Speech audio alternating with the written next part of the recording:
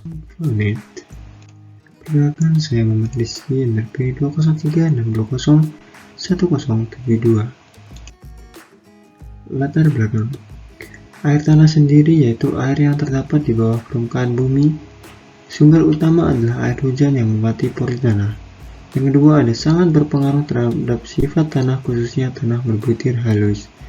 Yang ketiga, terdapat 3 zona penting dalam lapisan tanah. Untuk gambarnya seperti ini.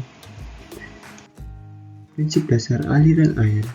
Tanah merupakan susunan butiran padat dan pori-pori yang saling berhubungan dengan satu sama lain.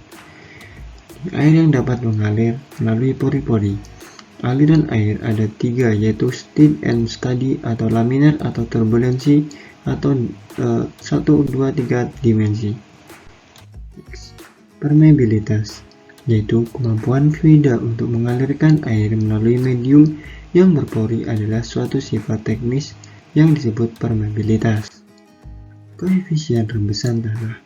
Koefisien rembesan tanah adalah tergantung pada beberapa faktor, yaitu kekentalan cairan, distribusi ukuran pori, distribusi ukuran butir, angka pori, kekasaran permukaan butiran tanah, dan derajat kejenuhan tanah.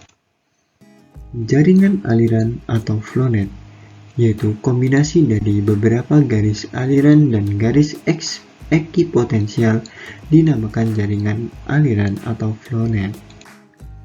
Nah, dalam pembuatan jaringan aliran, garis-garis aliran dan ekipotensial digambar sedemikian rupa sehingga yang pertama, garis ekipotensial memotong tegak lurus garis aliran. Yang kedua, elemen-elemen aliran dibuat kira-kira mendekati bentuk bujur sangkar. Nah, ini adalah contoh dari jaringan aliran yang lengkap dalam lapisan tanah tembus air yang isotropik.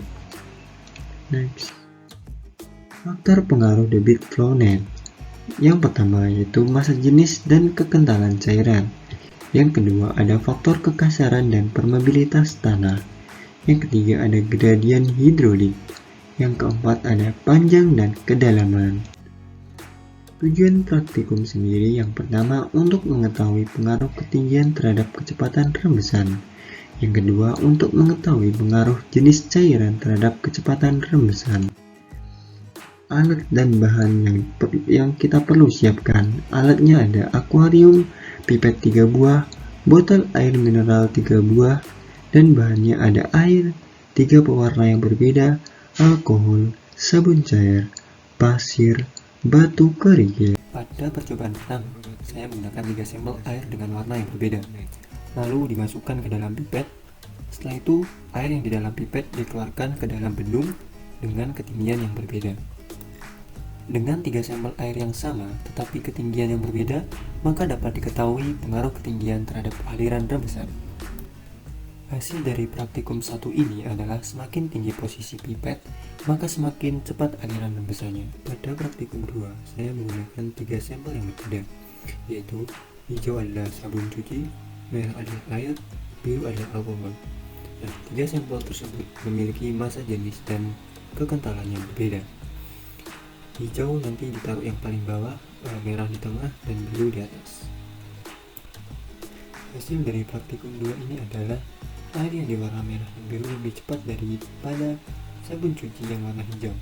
Itu dikarenakan sabun cuci memiliki massa jenis dan kekentalan yang sangat-sangat besar daripada merah yaitu air dan biru yaitu alkohol.